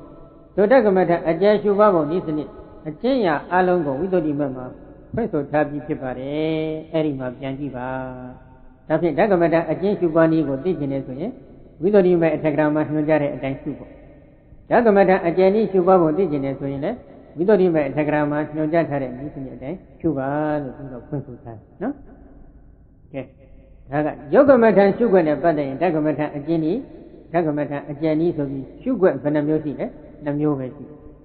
နာဂမထနဲ့ပတ်သက်လို့ကြတော့ရှုခွင့်ဘယ်နှမျိုးရှိသလဲနာဂမထကိုသိသိတဲ့နည်းစနစ်ဘယ်နှနည်းရှိသလဲလို့သိဖို့မလိုဘူးလားလိုတယ်ယောဂမထကိုသိသိတဲ့နည်းစနစ်ကနှစ်နည်းဓကမထအကျဉ်းနည်းဓကမထအကျဉ်းနည်းနာဂမထကိုသိသိတဲ့နည်းရှုတဲ့နည်းကဘယ်နှနည်းရှိသလဲအရူပကမ္မထာနံပါဏကထင်တော်ယေဘုံယေနဝေဒနာဝသေနကထေတိအရူပကမ္မထာနံပါဏအရူပနံကမ္မထံကိုကထင်တော်ဟောကြားပြတာသုံးဆုံးပါတော်မူခဲ့သည်ရှိသောယေဘုံယေနမြတ်သောအဖြင့်ဝေဒနာဝသေနဝေဒနာဤအစွမ်းအဖြင့်ကထေတိဟောကြားတော်မူတတ်ပေ၏နံကမ္မထံကိုဟောရင်တော့မြတ်သောအဖြင့်ဝေဒနာရဲ့အစွမ်းဖြင့်မြတ်စွာဘုရားဟောကြားတတ်တယ်ဒါယေဘုံရပါနော်ယေဘုံရဆိုတာတခြားနည်းကိုရှိသေးသလားလို့သိဖို့မလိုဘူးလားလိုနေတယ်တခြားနည်းတွေရှိတဲ့အကြောင်းကိုဆက်ပြီးဖွင့်ထားတယ်ဒီဝိတော်ဟိအရူပကမ္မထာနိအပိနိဝေသောဖသဝသေနဝေဒနာဝသေနစိတ်တဝသေနာတိအရူပကမ္မထာနိနံကမ္မထာနဲ့အပိနိဝေသောနှလုံးသွင်းရှုပွားခြင်းခြင်းသည်ဖသဝသေနဖသဤအစွမ်းဖြင့်ဝေဒနာဝသေနဝေဒနာဤအစွမ်းဖြင့်စိတ်တဝသေနစိတ်ဤအစွမ်းဖြင့်ဣတိဤသောတိဝိတော်သုံးမျိုးသုံးစားသုံးပါအပြားရှိ၏နံကမ္မထာကိုနှလုံးသွင်းနည်းဘယ်နည်းရှိလဲသုံးနည်းဖသကနေစသိသိတဲ့နည်းနှလုံးသွင်းတဲ့နည်းတစ်ခုဝေဒနာကနေစသိသိတဲ့နည်းနှလုံးသွင်းတဲ့နည်းကတစ်ခုအသိစိတ်ဝိညာဉ်ကနေစသိသိတဲ့နည်းနှလုံးသွင်းတဲ့နည်းကတစ်ခုနံကမ္မထရှုပွားပုံနည်းစနစ်ဘယ်နှနည်းရှိလဲသုံးနည်းကထံတဲ့ဘယ်လိုရှုသလဲဧကိသတ္တဟိသခိတေနဝဝိဋ္ဌရိနဝပရိကိတေရူပကမ္မထာနိတတမိအာရမဏိစိတ်ဓာစရိတိကနံပထမဘိနိဘတောတံအာရမဏံဖုတံတောဥပ္ပိသမာနောဖတ်သောဘဂတောဟောတိဟိထ၍ဆိုဥဧကိသတ္တအချို့သောယောဂီပုဂ္ဂိုလ်အားတံခိတေနဝအကျဉ်းဤအဖြစ်သော၎င်းဝိဋ္ဌရိနဝအကျဉ်းဤအဖြစ်သော၎င်းပရိကိတေရူပကမ္မထာနေယုတ်ကမ္မထံကိုသိသိ၍ကြည်လတ်သောသိသိတဲ့ဆိုတာပါလေဉာဏ်နဲ့ပိုင်းခြားယူကြည့်တာပြောတယ်နော်ဒါကြောင့်ဧကိသတ္တအချို့သောပုဂ္ဂိုလ်အားသံခိတိနဝအကျဉ်ဤအဖြစ်သော၎င်းဝိဋ္ဌရိနဝအကျဉ်းဤအဖြစ်သော၎င်းပရိကိတေရူပကမ္မထာနေယုတ်ကမ္မထံကိုသိသိကြည်လတ်သောဝါဉာဏ်ဖြင့်ပိုင်းခြား၍ယူလတ်ကြည်လတ်သောရှုကြည့်ပြီဒီစကားရပ်ကိုကြည့်လိုက်ရင်ဝေဒနာရှိတော့မဲ့ယောဂီပုဂ္ဂိုလ်ဒီပရိကိတေရူပကမ္မထာနဲ့ယုတ်ကမ္မထာကိုသိသိပြီးတော်လို့ပြောထားတယ်သိသိပြီးတဲ့အခါမှာရှိတဲ့ပုံစံမျိုးပေါ်မနေဘူးလားပေါ်နေတယ်ဒါကိုအဓိကဆရာတော်ကရှင်းတယ်ပရိကိတေရူပကမ္မထာနေတိဣဒံရူပမုခေနဝိပဿနာပိနိဝေတံတန္တာယဝုဒ္ဒံအရူပမုခေနပါဏဝိပဿနာပိနိဝေသောယေပုံယေနသမထယာတိကတဣသိတာဘောသောသပရမဇာနိကာနိပရိကိတဝတရောပရံတေတဓမ္မေပရိခဏာတိဘာပြောလဲမူလပါဏာတတိကပထမတွဲစာမျက်နှာ369မှာဖွင့်ဆိုထားတယ်နော်ပရိကိတေရူပကမ္မထာနေတိယုတ်ကမ္မထံကိုသိသိပြီးလတ်တော်ဉာဏ်ဖြင့်ပိုင်းခြားရယူလတ်ပြီးလတ်တော်ဟူဒီကပရိကိတေရူပကမ္မထာနေတိဣဒံယုတ်ကမ္မထံကိုသိသိပြီးလတ်တော်ဟူသောဤစကားကိုရူပမုခေနယုတ်တရားကိုအဥမူသည်ဖြင့်ဝိပဿနာပိနိဝေတံဝိပဿနာဘာဝနာကမ္မထံနှလုံးသွင်းခြင်းကိုတဏ္ဍာယယူရတော်မူ၍ဟုတ်တံဖွင့်ဆိုတော်မူခြင်းဖြစ်ပေ၏ယုတ်ကမ္မထံကိုသိသိပြီးတော်ဆိုတဲ့ဒီစကားရပ်ကိုတဲ့သက္ကရာဆရာတော်ကဖွင့်ဆိုနေခြင်းဟာ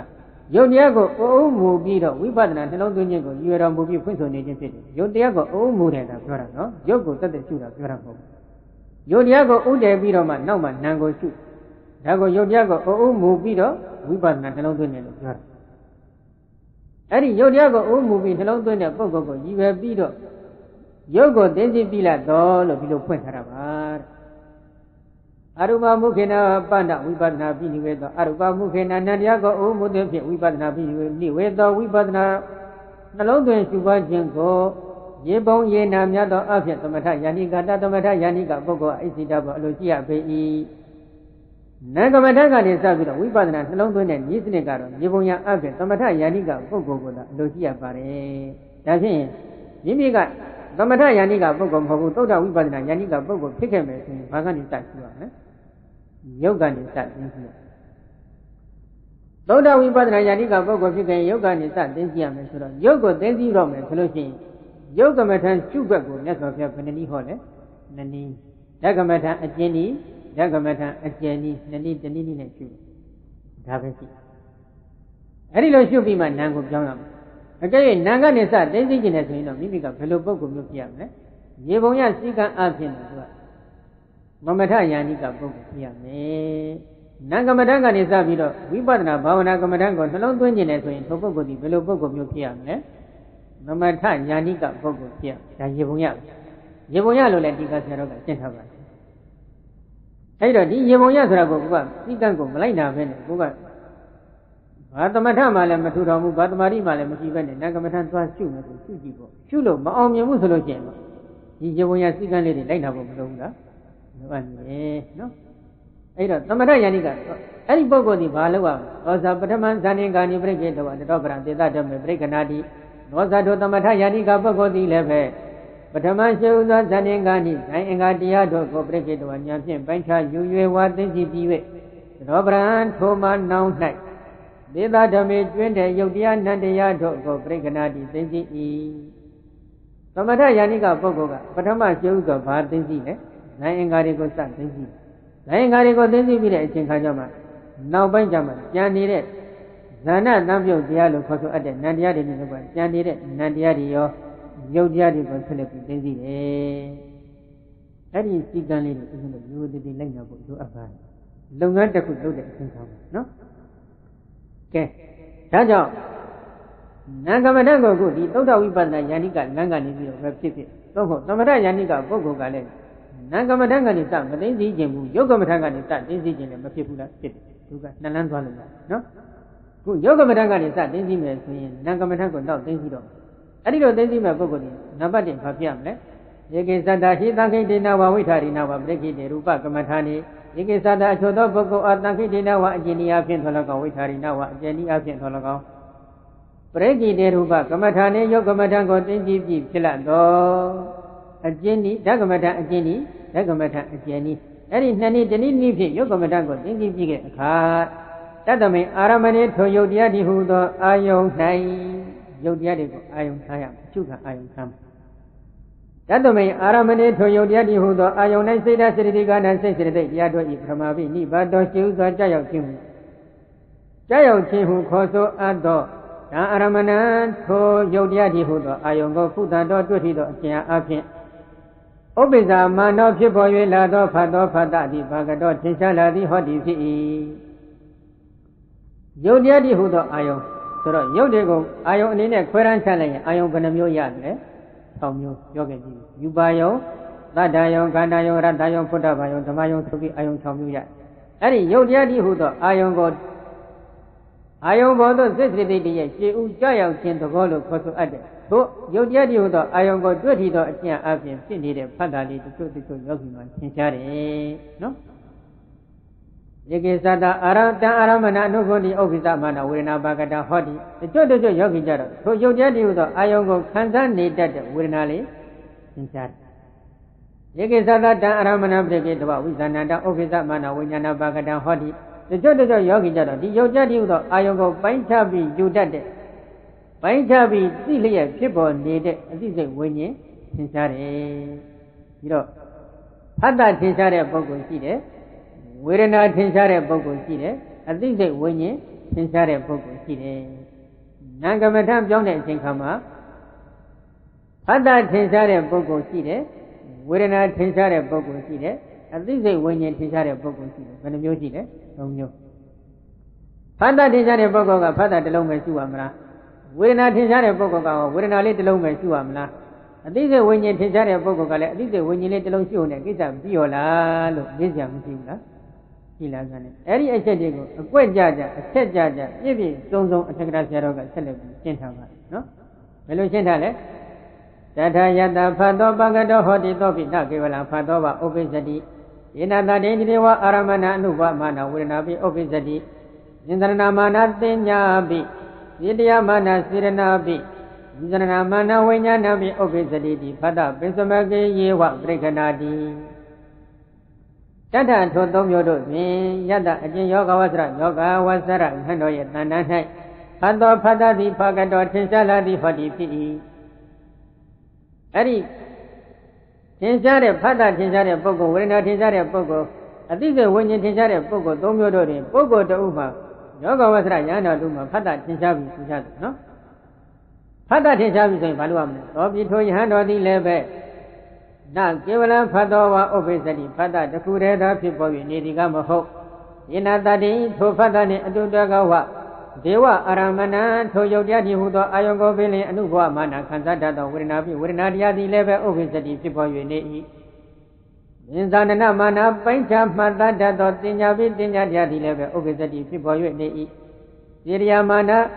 ပြည့်စုံတိုက်တွန်းတတ်သောစေရနာပိစေရနာတရားသည်လည်းပဲဥပိသတိဖြစ်ပေါ်၍နေ၏ဉ္ဇာနမာနပိုင်းခြားတိတတ်သောဝိညာဏပိအတိစိတ်ဝိညာဉ်သည်လည်းပဲဥပိသတိဖြစ်ပေါ်၍နေ၏ဣတိဤသောနှလုံးပိုက်၍ဖတ်တာပိစမေကေယေဝဖတ်တာလည်းငါးခုမြောက်ရှိတဲ့တရားတော်ကိုသာလျှင်ပရိက္ခဏာတိသိသိဤဝါညာဖြင့်ပိုင်းခြားယူ၏ဖတ်တာထင်ရှားတဲ့ပုဂ္ဂိုလ်ကဖတ်တာတစ်ခုတည်းရှိရမှာဟုတ်သလားမဟုတ်ဘူးထိုယုတ်တရားတည်းဟူသောအာယုံကိုခံစားနေတတ်တဲ့ဝေဒနာလည်းဖြစ်ပေါ်နေတယ်ဖတ်တာတစ်ခုတည်းဖြစ်နေတာမဟုတ်ဘူးထိုယုတ်တရားတည်းဟူသောအာယုံကိုထိုဖတ်တာနဲ့အတူတကွရှင်တွဲပြီးတော့ထိုယုတ်တရားတည်းဟူသောအာယုံကိုခံစားတတ်တဲ့ဝေဒနာလည်းဖြစ်ပေါ်နေတယ်မှတ်တတ်တဲ့တင်ညာလည်းဖြစ်ပေါ်နေတယ်စိတ်တော်တိုက်တွန်းတတ်တဲ့စေတနာလည်းဖြစ်ပေါ်နေတယ်ပိုင်းခြားသိတတ်တဲ့အတိစိတ်ဝိညာဉ်လည်းဖြစ်ပေါ်နေတယ်လို့နှလုံးပြုတ်ပြီးတော့ဖတ်တာပိစမကတရားတွေကိုဉာဏ်ဖြင့်ပိုင်းခြားယူပါသိသိပါဒီဖတ်တာပိစမကအကြောင်းတော့သုံးမှတ်ထပ်ပြီးပြောပါနော်ကဲဒါကဖတ်တာထင်ရှားရင်ဖတ်တာတစ်ခုတည်းရှိပါမှာလားမဟုတ်ဘူးနော်ဖတ်တာပိစမကတရားတွေကိုပဲရှိပါမယ်ကဲနောက်တစ်ခုဝေဒနာထင်ရှားတဲ့ပုဂ္ဂိုလ်ကြတော့ယတဝေဒနာပကတဟောတိသောနာကေဝလံဝေဒနာဝဥပိသတိကာယတတေတိဝါရမဏဖုဒ္ဓမနောဖတ်တော်ပိဥပိသတိသင်္တရဏမနာတင်ညာပိဣတိယမနာစေရဏပိဝိသရဏမနာဝိညာဏပိဥပိသတိဖတ်တာပိစမေကေယဝဥပိပရိက္ခဏာတိဝေဒနာထင်ရှားတဲ့ပုဂ္ဂိုလ်ဟာလည်းဒီဝေဒနာဟာဝေဒနာလေးတစ်လုံးနဲ့ဖြစ်ပေါ်နေသည်မဟုတ်ဘူးဒီဝေဒနာနဲ့အတူတကွထိုယုတ်တရားတည်းဟူသောအာယုံကိုဝိဓိတော်အကျဉ်းအပြင်ဖြစ်တတ်တဲ့ဖတ်တာလည်းဖြစ်ပေါ်နေတယ်မှတ်တတ်တဲ့တင်ညာလည်းဖြစ်ပေါ်နေတယ်စိတ်စောတိုက်တွန်းတတ်တဲ့စေတနာလည်းဖြစ်ပေါ်နေတယ်ပိုင်းခြားသိတတ်တဲ့အတိစိတ်ဝိညာဉ်လည်းဖြစ်ပေါ်နေတယ်လို့ဒီလိုနှလုံးပိုက်ပြီးတော့ဖတ်တာလည်း၅ခုမြောက်ရှိတဲ့ဖတ်တာပိစမကတရားတို့ကိုပဲဆက်လက်သိသိပါဒါဖြင့်ဝေဒနာသင်ရှားတဲ့ပုဂ္ဂိုလ်ကလည်းဝေဒနာတစ်လုံးနဲ့ရှိရမှာလားမဟုတ်ဘူးဝေဒနာနဲ့ရှင်ဘက်ဖြစ်တဲ့ဖတ်တာပိစမကတရားတွေကိုဆက်လက်ပြီးသိသိရနော်နောက်တစ်ခုအတိစိတ်ဝိညာဉ်ထင်ရှားတဲ့ပုဂ္ဂိုလ်ယတဝိညာဏပကတံဟောတိသောနာကေဝလံဝိညာဏမေဝဥပိသတိတိနတတေဒေဝရမဏဖုဒ္ဓမနောဖတ်တော်ပိဥပိသတိအနုပမနာဝေဒနာပိသစ္စနာမနာတင်ညာပိစေရိယမနာစေရနာပိဥပိသတိဒီဖတ်တာပိစမေကေယေဝပရိက္ခဏာတိအတိစိတ်ဝိညာဉ်ထင်ရှားတဲ့ပုဂ္ဂိုလ်ကလည်းဒီအတိစိတ်ဝိညာဉ်ဟာအတိစိတ်ဝိညာဉ်လေးတစ်ခုတည်းတက်တက်ဖြစ်နေသည်ကမဟုတ်ဘူးဒီအတိစိတ်ဝိညာဉ်နဲ့ရှင်းတွဲပြီးတော့ဟိုယုတ်တရားတည်းဟူသောအာယုံကိုတွေ့ထီသောအကျဉ်းအဖြစ်ဖြစ်ပေါ်နေတဲ့ဖတ်တာလည်းဖြစ်နေတယ်ခံစားတတ်တဲ့ဝေဒနာလည်းဖြစ်နေတယ်မှတ်တတ်တဲ့တင်ညာလည်းဖြစ်နေတယ်စိတ်စောတိုက်တွန်းတတ်တဲ့စေတနာလည်းဖြစ်နေတယ်လို့ဒီလိုနှလုံးပိုက်ပြီးဖတ်တာလည်း၅ခုမြောက်ရှိတယ်ဖတ်တာပိစမကတရားတို့ကိုပဲဆက်လက်ပြီးသိသိပါဆိုပြီးညွှန်ကြားထား။ဘာဖြစ်လို့လဲ။နန္တရားတို့ညီဒီမှာလည်းတစ်လုံးနဲ့ဖြစ်နေတယ်ဆိုတော့မရှိဘူး။အုပ်စုအလိုက်ဖြစ်တယ်။အုပ်စုအလိုက်ဖြစ်တဲ့အချိန်မှာဥစ္စလို့ကဏလို့ခေါ်တဲ့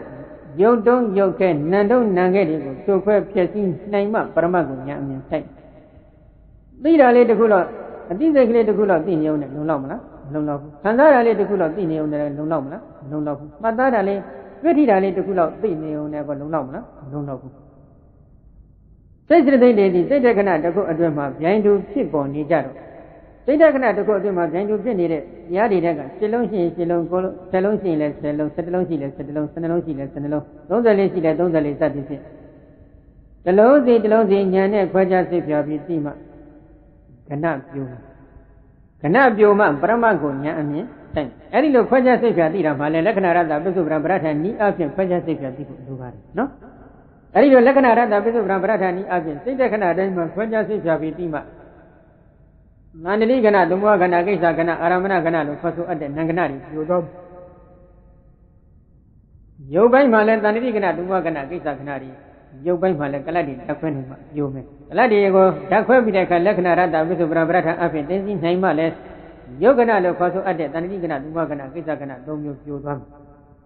အဲဒီလိုကဏတွေပြိုမှအနတ္တကိုဉာဏ်အမြင်ဆိုင်မယ်ကဏမပြိုခဲ့ရင်အနတ္တကိုဉာဏ်အမြင်ဆိုင်မလားမဆိုင်ဘူးဟုတ်တယ်မလားနာနာဓာတုယဝိနိဘောစိတ်တဝကဏဝိနိဘောကေကတိအနတ္တလက္ခဏာယထာဝတရတာတောဥပထာတိဟောသမဟဝိနောတိအထက်ကကြီးမှာဖွင့်ထားတယ်သာမျက်နှာ49မှာပါပါတယ်နော်နာနာဓာတုယအတိတိသောယုတ်တနန္တတို့ကို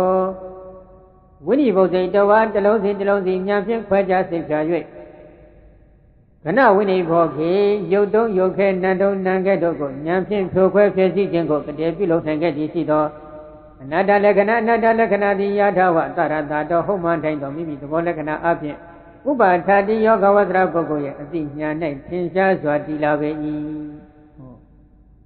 အတိတိသောယုတ်တနန္တတွေကိုတလုံးစီဉာဏ်နဲ့ခွဲခြားစိတ်ဖြာပြီးကဏကိုဖြိုခွဲဖြစ်စီပြည့်စည်သောအောင်ဖြိုခွဲဖြစ်စီပြီးစုနိုင်ခဲ့မယ်ဆိုရင်တဲ့ယုတ်တုံးယုတ်ခဲနန္တုံနံကဲ့တွေပြိုကွဲသွားပြီဆိုရင်တော့နတ္တဉာဏ်အမြင်ဒီဟုတ်မှန်တိုင်းနဲ့မိမိသဘောလက္ခဏာအပြင်သင်ရှားလာမယ်အနိစ္စဒုက္ခအနတ္တလက္ခဏာရေး၃တန်ရှိအနိစ္စလက္ခဏာရေးအနိစ္စတသက်လက္ခဏာရေးတင်ပြီးရှုနေုံနဲ့မညာမဆိုင်နိုင်ဘူးဒုက္ခလက္ခဏာရေးတင်ပြီးတသက်ရှုနေုံနဲ့လည်းမညာမဆိုင်ဘူးအနတ္တလက္ခဏာရေးတသက်တင်ပြီးတော့သင်္ခါရတရားတွေကိုရှုနေုံနဲ့လည်းမညာမဆိုင်ဘူးသင်္ခါရတရားဆိုတာကဒုက္ခသစ္စာတရားနဲ့သမုဒယသစ္စာတရားတွေကိုသင်္ခါရတရားတွေခေါ်ပါတယ်နော်အကြောင်းတရားနဲ့အကျိုးတရားတွေအဲ့ဒီအကြောင်းတရားအကျိုးတရားလို့ခေါ်တဲ့ဒီသင်္ခါရတရားတွေကိုလက္ခဏာရေး၃ဌာန်နဲ့ကလက္ခဏာရေးတစ်ခုတည်းတက်တဲ့ရှုနေုံနဲ့မညာဘယ်လိုမှမဆိုင်နိုင်ဘူးဆိုပြီးတော့ဝိသုဒ္ဓိမဲ့လက္ခဏာဒုတိယတဲ့ဇာမျက်နှာ301မှာဖွင့်ဆိုထားပါတယ်နော်ဒါကလည်းပါဠိတော်ကိုပြီးခေါ်ပြီးဖွင့်ဆိုထားတဲ့အဖွင့်လေးဖြစ်ပါတယ်ဒါကြောင့်ဥစ္စာတို့လက္ခဏာရေး၃ဌာန်ကိုတော့၃ဌာန်လုံးသင်အောင်ရှုရမှာဖြစ်တော့လက္ခဏာရေး၃ဌာန်ထဲမှာအနတ္တဉာဏ်အမြင်ပေါ်ရေးအတွက်ကဘာအရေးကြီးလဲယုတ်တုံးယုတ်ခဲနန္တုံနံခဲတွေကိုတလုံးစီဉာဏ်နဲ့ခွဲခြားသိချပြီးရှုနိုင်မှအနတ္တဉာဏ်မြင်ပေါ်မယ်တဲ့ဒါကအတိအကျရေးထားနော်ဒါကြောင့်အနတ္တဉာဏ်အမြင်ဆိုင်ရဲ့အတွက်ယုတ်တုံးယုတ်ခဲနန္တုံနံခဲတွေကိုရှုခွဲနိုင်ဖို့မလိုဘူးလားလိုတယ်ပရမတ်ကိုဉာဏ်မြင်ဆိုင်ဖို့လည်းမလိုဘူးလားလိုတယ်ပရမတ်ကိုဉာဏ်မြင်မဆိုင်ရင်အနတ္တဉာဏ်မြင်ပေါ်မလားမပေါ်ဘူးနော်ဒါကြောင့်ဒီနေရာမှာဥစ္စာတို့အနတ္တဉာဏ်အမြင်ဆိုင်ရဲ့အတွက်နန္တုံနံခဲတွေအလုံးဖြိုဖဲပြီးတော့ရှုရအဲ့လိုရှုတဲ့အပိုင်းမှာဘာကြောင့်ဒီလိုရှုရတယ်ဆိုတာကိုဒီကဆရာတော်ကမူလဘာနာတတိကသာမဏေ390မှာရှင်းထားပါတယ်နော်ယေဝတ္တတတ္တေဝပါကတဘာဝေပိသဗ္ဗံဘေကွေအပိညေယတိသဗ္ဗင်္စာကောဘေကွေအပိသန္တန္တိသဧဝမာတိဝဇနတောသဗ္ဗေသမ္မံသမ္မတန္တုဘဂဓမ္မပရိကေတဗ္ဗတိတတ္တေတောတထာယတ္တိအာရိမဟာဒီကဆရာတော်ရှင်းထားတယ်ပုဂ္ဂိုလ်တို့မှာဖတ်တာထင်ရှားတဲ့ပုဂ္ဂိုလ်လည်းရှိတယ်ဝေဒနာထင်ရှားတဲ့ပုဂ္ဂိုလ်လည်းရှိတယ်အသိစိတ်ဝိညာဉ်ထင်ရှားတဲ့ပုဂ္ဂိုလ်လည်းရှိတယ်နာကမ္မထမှာဒါပေမဲ့အဲ့ဒီလိုပုဂ္ဂိုလ်တွေဟာထိုထိုတရားတွေထင်ရှားနေတာမှန်ပေမဲ့လို့ဘုရားရှင်ကိုယ်တော်တိုင်ကသဗ္ဗံဘေကဝေအဘိညာယစသည်ဖြင့်ဟိုတန်ရုပ်ပါဠိတော်တို့ကြားတဲ့စာမျက်နှာ258အဘိညာယသုတ်တံဆိုပြီးတော့မြတ်စွာဘုရားဟောထားတယ်သိသိလိုက်တဲ့တရားတွေကိုအကုန်လုံးသိရမယ်လို့သာဝကတွေကိုဘုရားရှင်ကညွှန်ကြားထားတယ်သိလိုက်တဲ့တရားတွေကယုတ်တရားနံတရားအကြောင်းတရားအကျိုးတရားကြောင်းကျိုးဆက်ပိဿသမုပ္ပါသဘောတရားတွေအလုံးပါပါတယ်နော်အဲ့ဒီတရားတွေကိုအကုန်လုံးသိရမယ်လို့ဘုရားကိုယ်တော်တိုင်ကလည်းဟောထားတာတောင်းပါတယ်သဗ္ဗေဇာခောဘေခွေအပိဇာနန္တိစသည်ဖြင့်တန်ရုပ်ပါဠိတော်ဒုတိယတော်စာမျက်နှာ249 250မှာလည်းအပရိဇာဏသုတ်တန်တွေရှိတယ်အဲ့ဒီသုတ်တန်တွေမှာဘုရားရှင်ကိုယ်တော်တိုင်ကသဗ္ဗံဇာခောဘေခွေအပိဇာနာပရိဇာနာဝိရာဇယပဇဟံပပောဒုက္ခခရာယအလုံးစုံသောယုတ်တိနန္ဒီကိုပရိညာပညာ၃မျိုးဖြင့်ပိုင်းခြားသိခဲ့ရင်ဒုက္ခကုန်ခြင်းကထိုက်တယ်လို့ဘုရားဟောထားတယ်အဲ့ဒီဟောကြားချက်များအယသဗ္ဗေသမ္မနုသမ္မတနုဘဂဓမ္မပရိကေတဗအလုံးစုံသောအနိစ္စဒုက္ခအနတ္တလက္ခဏာရဲ့၃တန်တင်ပြီးရှုပါသုံးသတိုက်တဲ့ပရမတ္ထဓာတအကုန်လုံးကိုသိသိပါလို့ညွှန်ကြားပြတာလို့ခုနကဖတ်တာထေရှားတဲ့ပုဂ္ဂိုလ်ကလည်းဖတ်တာလေးနဲ့ရပ်မနေနဲ့ဖတ်တာပစ္စမကတရားတွေဆက်သိသိပါ ဝေဒနာတင်စားတဲ့ပုဂ္ဂိုလ်လည်းဝေဒနာတင်ရပ်မနေနဲ့ဖတ်တာပစ္စမကတရားတွေကိုဆက်လက်သိသိပါအသိစိတ်ဝိညာဉ်တင်စားတဲ့ပုဂ္ဂိုလ်ကလည်းအသိစိတ်ဝိညာဉ်လေးတစ်ခုတည်းရပ်ပြီးနေပါနဲ့ဖတ်တာပစ္စမကတရားတွေကိုဆက်လက်သိသိပါလို့အထက်ကရာဆရာတော်ကဖွင့်ဆိုနေခြင်းဖြစ်ပါတယ်ဒါပေမဲ့လို့အဲ့ဒီမှာဖတ်တာပစ္စမကယေဝတိအဝဒါရဏဧဝလေးသာလျင်ဆိုပြီးတော့ထည့်တယ်ဖတ်တာပစ္စမကတရားတို့ကိုသာလျင်ဆိုပြီးတော့သူကသိသိပါဆိုပြီးပြောတယ်အဲ့သာလျင်ဆိုတာကဘာလဲဝဒါရဏံတရံတော်ကတ္တတတကေနေဝဂိတတသရုဏအရူပခန္ဓာနံနာခန္ဓာ၄ပါးမှာဒီဖတ်တာပစ္စမကတရားတွေကယူလိုက်လို့ရှိရင်နာခန္ဓာ၄ပါးလို့ယူထားပြီးဖြစ်တယ်မဖြစ်လို့လေဒီဖတ်တာပစ္စမကတရားတွေမှာနာခန္ဓာတွေကအလုံးအကျုံးဝင်တယ်ဖတ်တာပစ္စမကခန္ဓာဟိတတတပ္ပစေတုပါဒသန္တရဏဘဝတော်ဖတ်တာဝေဒနာတင်ညာစေရနာဝိညာဉ်ဒီငါးလုံးကိုသာအထက်ကရာဆရာတော်တွေကထုတ်ဆောင်ပြခြင်းဟာဒီငါးလုံးကတပ္ပစိတ်တုပါဒသန္တရဏစိတ်စရိတ်အလုံးနဲ့ဆက်ဆံနေတဲ့စိတ်ဖြစ်တိုင်းမှာဒီငါးလုံးအမြဲပါနေတယ်စိတ်စရိတ်တွေဖြစ်ပြီးဆိုရင်ဒီငါးလုံးကအမြဲတမ်းပါနေလို့အလုံးနဲ့ဆက်ဆံနေတဲ့အတွက်ကြောင့်ဒီငါးလုံးကိုဥတည်ပြီးတော့ဖွင့်ဆိုခြင်းသာဖြစ်ပါတယ်နော်တထသဖတ်တာစေရနာကိနေတာတပ္ပသင်္ခါရဓမ္မသင်္ကဟောစေရနာပရဏတ္တဒေတံအဲ့ဒီဖတ်တာပစ္စမကတရားတွေထဲမှာခွဲရန်ချက်လိုက်တော့ဝေဒနာကဝေနဲ့ခန္ဓာသင်ညာကသင်ညက်ခန္ဓာအသိစိတ်ကဝိညာဉ်နဲ့ခန္ဓာဖတ်တာနဲ့စေရနာကသင်္ခါရခန္ဓာဖြစ်တယ်အဲ့ဒီသင်္ခါရခန္ဓာရှင်းဝင်ဖြစ်နေတဲ့ဖတ်တာစေရနာကိုယူလိုက်ရင်တပ္ပသင်္ခါရခန္ဓာဓမ္မသင်္ကဟောသင်္ခါရခန္ဓာရှင်းဝင်ဓမ္မစေတသိက်တရားအကုန်လုံးကိုသိကြယူပါဟောဘာဖြစ်လို့လဲစေရနာဗဒ္ဒအဋ္ဌဒေတံအဲ့ဒီသင်္ခါရခန္ဓာရှင်းဝင်စေတသိက်တွေထဲမှာစေရနာကပြဋ္ဌာန်းနေတယ်ပြဋ္ဌာန်းတဲ့စေရနာကိုခေါင်းဆောင်တဦးကိုရွေးထုတ်ပြီးပြောလိုက်ရင်နောက်လိုက်တဲ့အကုန်လုံးပါတယ်လို့ဒီလိုဆိုလိုတာနော်တထာဟိသုဒ္ဓန္တဘာဇနိယေသင်္ခါရခန္ဓာဝိပင်္ဂေသက္ခုတံပတ္တသာစေရနာတိအာတိနာစေရနာဝဝိပါဒဣတိပန္နခန္ဓာသူပိနေဝဝိဟိတာသာရကလေးထုတ်ကြတယ်မြတ်စွာဘုရားကိုတော်တိုင်ကသင်္ခါရခန္ဓာဝိပင်ပါဠိတော်ကြီးမှာသင်္ခါရခန္ဓာစည်ရင်ဝင်တရားတွေကိုဝေဖန်ပိုင်းထားတဲ့အပိုင်းမှာသက္ကုတံပတ္တသာစေရနာစတဲ့ဖြင့်စေရနာကိုသာလျှင်သီးသန့်ထုတ်လုပ်ပြီးတော့ဝေဖန်ဟောကြားသွားတဲ့ထုံးရှိပါတယ်။ကြံနေတဲ့ခန္ဓာတွေကြတော့တရုပ်ရည်တွက်ပြီးတော့မြတ်စွာဘုရားဟောတယ်။သင်္ခါရခန္ဓာကြတော့တရုပ်ရည်တွက်ပြီးမဟောပဲစေရနာတစ်လုံးကိုသာပရဏာထပြီးဟောသွားတယ်။အဲ့ဒီထုံးကိုနှလုံးမူပြီးတော့အထက်ကရာဆရာတော်များကလည်းသင်္ခါရခန္ဓာကြတော့စေရနာကိုပြောလိုက်ရင်နောက်လိုက်စေတသိက်တွေအကုန်ပါမယ်ဆိုတာနှလုံးပတ်ပြီးတော့ဖတ်တာပစ္စမကတရားတွေကိုသိကြည့်ပါလို့ပြောခြင်းဖြစ်တယ်ဒီလိုဆိုရင်ပေါ့ဒီရှင်းတဲ့အရာဆိုလို့ရှိရင်တော့စိတ်စေတသိက်တွေကိုစိတ်တဲ့ခဏတိုင်းမှာကိုယ်စိမ်အောင်သိသိရတော့မယ်ဆိုတာမသင်ရှားဘူးလားသင်ရှားနေပြီဟုတ်တယ်မလားဒါကြောင့်ဥစ္စာတို့ယူပါယံကိုလှမ်းပြီးတော့သိတဲ့သက္ကုထောရဝိရိစိတ်စေတသိက်ကလေးဖြစ်တဲ့အခါမှာသစ္စာရဝိဇ္ဇာမှာစိတ်စေတသိက်ကဘယ်နှလုံးလဲတစ်လုံးမြင်သိသက္ကုဝိညာဉ်မှာတစ်လုံးသံပရိစိတ်မှာအာယံကိုလက်ခံတဲ့စိတ်မှာတစ်လုံးအာနိရဏမောမနတဖြစ်ခဲ့မယ်ဆိုလို့ချင်းနှလုံးဘုထောမှာစိတ်စရိတ်နှလုံးရောမှာဆိုတော့ကုသိုလ်ဇောတွေဖြစ်ခဲ့မယ်ဆိုလို့ချင်းပေါ့ရိုးရိုးနာမကုသိုလ်ဇောဆိုလို့ချင်း34လုံးမယူပါယုံကအာယုံယူတဲ့ကုသိုလ်ဇောဆိုတော့နော်34လုံးရှိအဲ့ဒီစိတ်စရိတ်ကလေးတွေကိုအကုန်လုံးတစ်လုံးစီတစ်လုံးစီညာနဲ့ခွဲခြားစိတ်ဖြတ်ပြီးထူတတ်ဖို့လိုအပ်ပါတယ်နော်အလုံးခွဲခြားစိတ်ဖြတ်ပြီးထူတတ်ဖို့လိုတယ်အဲ့ဒီလိုခွဲခြားစိတ်ဖြတ်ပြီးထူတတ်မှခဏပြုံးမယ်ခဏပြုံးမှပရမတ်ကိုဉာဏ်မြင်ဆိုင်တယ်ဒါကြောင့်ဘုရားတို့နာမ်ပိုင်းကိုရှုတဲ့အပိုင်းမှာဝေဒနာကိုကြည်တယ်ပြီးရှုရင်လည်းဝေဒနာတစ်လုံးနဲ့ရှုရင်ကိစ္စပြီးမလားမပြီးဘူးဝေဒနာနဲ့ရှင်မဲ့စိတ်စရိတ်တွေကိုအကုန်လုံးသိကြည့်ရစိတ်တဲ့ခဏတိုင်းမှာဝေဒနာမပါတဲ့စိတ်တဲ့ခဏဆိုတာရှိလားမရှိဘူး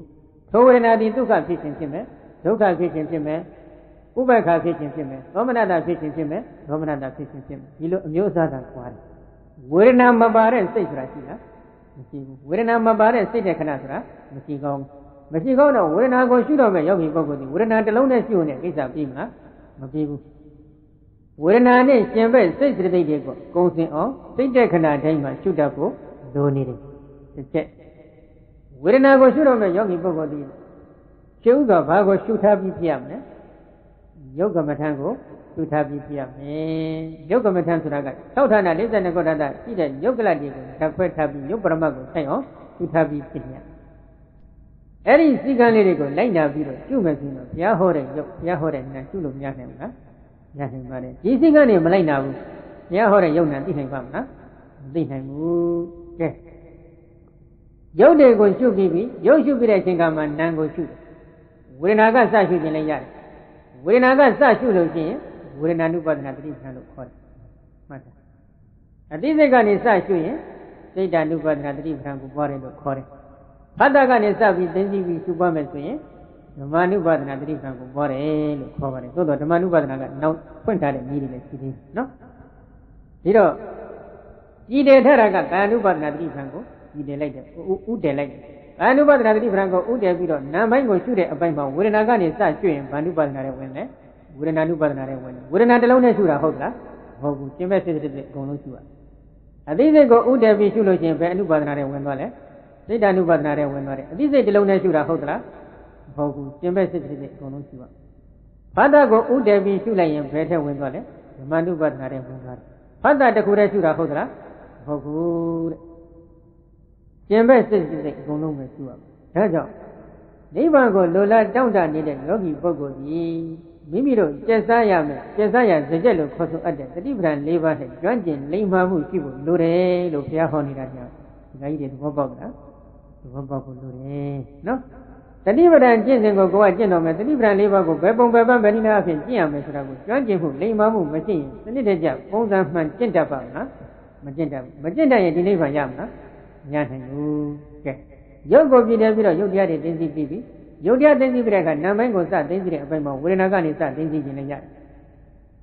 အသိစိတ်ကနေစသိသိလည်းရတယ်ဖတ်တာကစသိသိလည်းရတယ်သုံးနည်းရှိတဲ့နောက်ကသိသိပြီးပြီဆိုကြဆိုသိသိပြီးရင်ပြည့်တဆင့်တက်ပြီးလုပ်ငန်းခွင်ကမလုပ်ရမလဲအဲ့ဒီလုပ်ငန်းခွင်မှာပါဠိတော်ကဖော်ပြတာလည်းရှိတယ်အထက်ကရာကဖော်ပြတာလည်းရှိတယ်နော်အဲ့ဒီနှစ်ခုတွဲပြီးပြောရင်တော့ကိုပြီးသဘောပေါက်မှာဖြစ်လို့ဦးဇင်းအထက်ကရာကိုအရင်ဖတ်ပြအထက်ကရာကကျင်းနော်သောဣမေဖတ္တပိစမကဓမ္မကိဉ္တိတိဓာတိဥပဒါရင်တော်ဝထုံတိတိဓာတိပသနာတိဟောဒီဖတ္တပိစမကတရားတွေဟာဘာကိုဖြီးဖြစ်နေတယ်လို့ဉာဏ်နဲ့တခါစူးစမ်းဆင်ခြင်ကြည့်ရဆင်ခြင်ကြည့်လိုက်တဲ့အချိန်ကမှဝထုံတိတိဓာတိပသနာတိဝတ္ထုယုတ်တွေကိုဖြီးတွဲပြီးဖြစ်ပေါ်နေတယ်ဆိုတာသွားတွေ့တယ်သွားသိပသနာတိလို့ပြောတာနော်သိတယ်သူများအပြောနဲ့လွမ်းနေတာကိုပြောနေတာပါမဟုတ်ဘူးကိုယ်ကရင်ကိုယ်ကပြပြသိနော်ဝတ္ထုနာမကရဇကယောဝတ္ထုစရကဘာလဲဝတ္ထုနာမကရဇကာယောဝတ္ထုစရကကရဇကာယကိုပြောတာဘုဒ္ဓနည်းကလည်းပြောပြပြီးပုံစံတူပဲနော်ဝတ္ထုဆိုတာမြာဝတ္ထုရုပ်တယ်ဆိုတာဘာလဲကရဇကာယယံတန္တယဝဋ္ဌဣတိသမေဝိညာဏဣဋ္ဌတိတံဣဋ္ဌပฏิပဋ္ဌာန်တိဒီကရဇကာယကိုရည်ရွယ်တော်မူပြီးတော့ပဲမြတ်စွာဘုရားကဟောသမညဖလသုတ်တံနဲ့မဟာတကုတ်လို့ဓာယီသုတ်တံတို့မှာဣတိသမေဝိညာဏဣဋ္ဌတိတံဣဋ္ဌပฏิပဋ္ဌာန်ဆိုပြီးဘုရားဒီလိုဟောထားတယ်မင်္ဂယိဣဒံဝိညာဏဤဝိညာဉ်အတိစိတ်ဝိညာဉ်တရားသည်ဣဋ္ဌဤကရဇကာယ၌သိတံမြွယ်ဖြစ်၏ဣဋ္ဌဤကရဇကာယ၌ပฏิပဒံဆက်ဆက်၍ဖြစ်နေ၏ငါရဲ့အတိစိတ်ဝိညာဉ်တရားလေးဟာဒီကရဇကာယကိုဖြစ်နေတယ်ဒီကရဇကာယနဲ့ဆက်ဆက်ပြီးဖြစ်နေတယ်လို့ဘုရားရှင်ကိုရောတိုင်းကဟောထားတယ်ဟောထားတဲ့အတွက်ကြောင့်ဒီကရဇကာယဆိုတာဘာလဲသောအထာတောဗုဒ္ဓနိစေဝဥပါဒရူပနိကသောထိုကရဇကာယဟူသည်အထာတောတရားကိုအဖြစ်ဘုဒ္ဓနိစေဝဘုဒ္ဓယုတ်တို့၎င်းဥပါဒရူပနိသဥပါဒယုတ်တို့၎င်းသည်ကရဇကာယပြောနေတာဘာတွေကိုကရဇကာယလို့ခေါ်လဲဘုဒ္ဓယုတ်နဲ့ဥပါဒယုတ်တွေ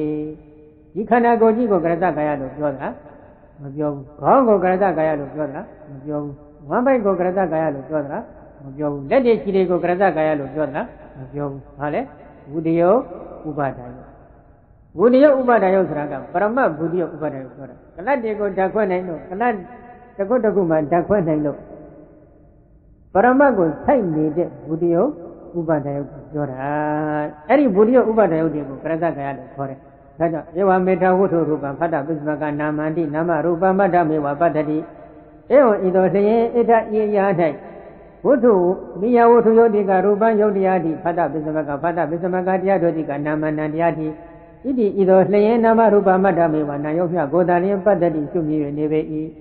ယောဂီပုဂ္ဂိုလ်လှမ်းကြည့်လိုက်တော့ဝတ္ထုတွေမိယဝတ္ထုယုတ်တွေကယုတ်တရားဖတ္တပိစမကတရားတွေကနန္တရားယုတ်နဲ့နှစ်ပါးပဲသူလို့မြင်နေတယ်ရူပံစိတ္တရူပခန္ဓာနာမံစတ္တရောအရူပိနောခန္ဓာတိပစ္စခန္ဓာမတ္တဟောတိယုတ်တရားတွေကရူပခန္ဓာနံတရားတွေကနံခန္ဓာ၄ပါးဝေဒနာပညာသင်္ခါရဝိညာဉ်ပေါင်းလိုက်တဲ့အခါကျတော့ပစ္စခန္ဓာမတ္တဟောတိခန္ဓာ၅ပါးဆိုတာပဲဒါဖြင့်ယုတ်တရားနံတရားဆိုတာနဲ့ခန္ဓာ၅ပါးဆိုတာနဲ့အတူတူပဲမဟုတ်ဘူးလားအတူတူပဲနော် နာမရူပဝိနိမုဒ္ဒတိပစ္စယခန္ဓာပစ္စယခန္ဓာဝိနိမုဒ္ဒိသနာမရူပန္တတိနာယုတ်ကလွတ်နေတဲ့ခန္ဓာ၅ပါးဆိုတာလည်းမရှိဘူးခန္ဓာ၅ပါးမှာလွတ်နေတဲ့နာယုတ်ဆိုတာလည်းမရှိဘူးနော်ကဲခန္ဓာ၅ပါးသိပြီးပြီအဲ့ဒီခန္ဓာ၅ပါးသိပြီးပြီဆိုလို့ရှိရင်စိတ်တစ်ဆင့်တက်ပြီးဘာလုပ်ရမလဲစိတ်တစ်ဆင့်တက်ပြီးလုပ်ရမယ်လုပ်ငန်းခွင်ကိုဒီဝေဒနာနုပါဒနာဘိုင်းမှာမြတ်စွာဘုရားဆက်ဟောထားပါတယ်နော်